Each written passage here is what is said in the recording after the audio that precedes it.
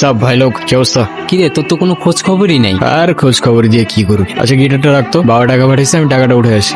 সাবধানে রাখিস। এখনো বাপেটা খায় আর গেটা নিয়ে গরুর করে। মানলাম ওর ভয়েসটা ভালো, তাই বলে সবারই দিয়ে তো সবকিছু হয় না ভাই। তুইও তো তোর বাপের টাকা খাস, তুই কি ছিড়ছস? হুদাই মানুষের নামে পিছে কথা বলস। কই পিছে কথা বললাম? আমি তো জাস্ট এমনি বললাম। আচ্ছা বাদ দে, রোহান কালকে একটা ভিডিও ছাড়ছে, কই দেখি। সেই হয়েছে কিন্তু। আরে অন্য কমেন্ট করছে ক্রাশ। তাই নাকি?